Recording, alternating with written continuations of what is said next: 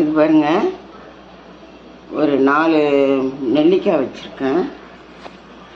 4 நெல்லிக்காய் வச்சுருக்கேன். இந்த தண்ணி கொதிக்க வச்சுருக்கேன். நல்லா பாருங்க, தண்ணி நல்லா கொதிக்குது. இந்த தண்ணியை நல்லா கொதிக்கிறப்ப கொஞ்சம் உப்பு போட்டு நம்ம இதை நிறுத்தி வச்சிடலாம். நிறுத்தி ஆற வச்சிடணும். தண்ணியை நல்லா கொஞ்சம் ஆறுனதுக்கப்புறம் ஒரு விரல் சுடுற பதம் இருக்கும்போது இந்த நெல்லிக்காயை தண்ணியில் போட்டு நம்ம கொஞ்சம் இப்போ இதில் உப்பு போட்டு வச்சுருவோம். இந்த தண்ணிக்கு தேவையான உப்பு போடுறேன். இந்த 4 நெல்லிக்காய்க்கு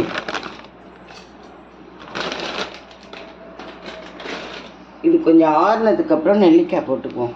தண்ணியை கொஞ்சம் திறந்தே இருக்கட்டும்.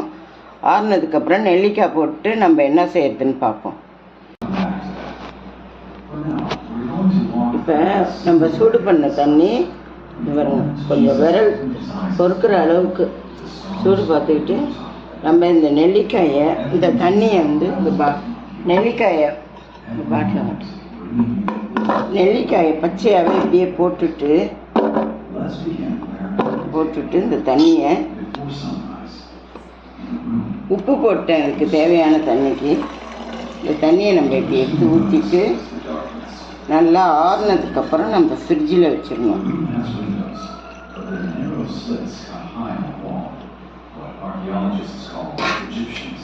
நல்லா கொஞ்சம் சூடாக இருக்குது. இதை நம்ம மூடி வச்சுட்டு நல்லா ஆறுனதுக்கப்புறம் நம்ம ஃப்ரிட்ஜில் வச்சுட்டு நல்லா ஆறுனதுக்கப்புறம் ஃப்ரிட்ஜில் வச்சிடணும். இதை 1 மாதம் 3 மாதம் வரைக்கும் கூட கெட்டு போகாது.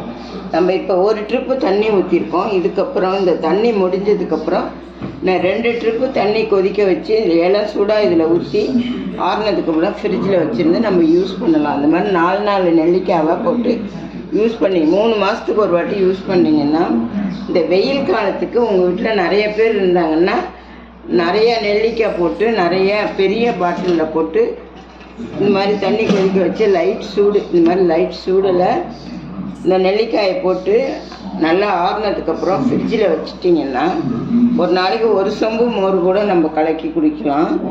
இப்போ நிறைய பேர் இருந்தாங்கன்னா நிறைய நெல்லிக்காய் போட்டு பெரிய பாட்டிலில் வச்சுக்கணும். நீங்கள் இந்த மாதிரி தண்ணி கொதிக்க வச்சு எல்லாம் சூடாக பெரிய பாட்டிலில் வச்சுக்கணும். நான் இப்போ மோர் கலக்கிட்டு உங்களுக்கு நான் மோர் எப்படி கலக்கி காட்டுறது. இது கொஞ்சம் நேரம் ஆறுனதுக்கப்புறம் நான் ஃப்ரிட்ஜில் வச்சுருவேன். ஃப்ரிட்ஜில் வச்சுட்டு மோர் கலந்து காட்டுறத உங்களுக்கு நான் காட்டுறேன். நான் இப்போ இதை நல்லா ஆறிடுச்சு, பாட்டில் நல்லா ஆறிடுச்சு. நான் ஃப்ரிட்ஜில் வைக்கிறேன்.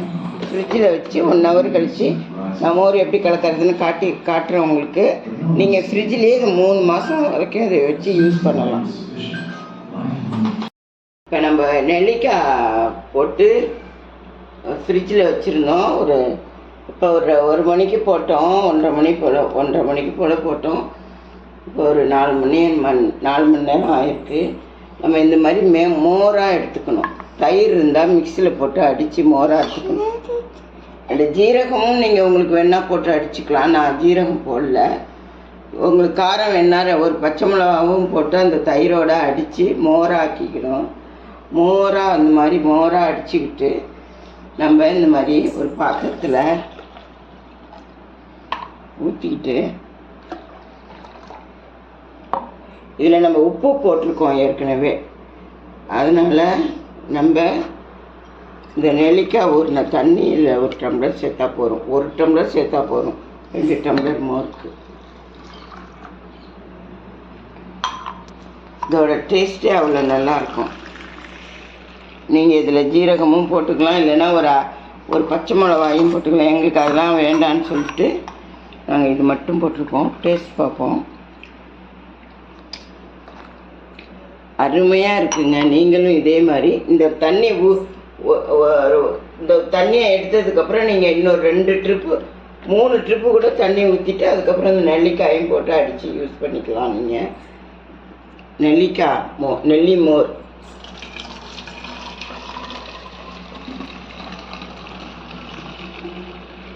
அதுலேருந்து 1 டம்ளர் தான் தண்ணி எடுத்தேன். அவ்வளோ நல்லாயிருக்கும் வெயிலுக்கு.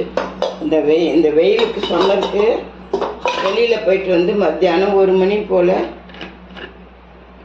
இந்த மோர் எடுத்துக்கிட்டிங்கன்னா உடம்புக்கு அவ்வளவும் நல்லது, ஹெல்த்தியான உடம்பு. அதுக்கப்புறம் திருப்பியும் தண்ணியை நீங்கள் ஊற்றி ஃப்ரிட்ஜில் வச்சு யூஸ் பண்ணலாம். இந்த வீடியோ உங்களுக்கு பிடிச்சிருந்தா லைக் பண்ணுங்கள், ஷேர் பண்ணுங்கள், கமெண்ட் பண்ணுங்கள், சப்ஸ்கிரைப் பண்ணுங்கள். அம்மம்மா கிச்சனுக்கு தேங்க்யூ, வணக்கம்.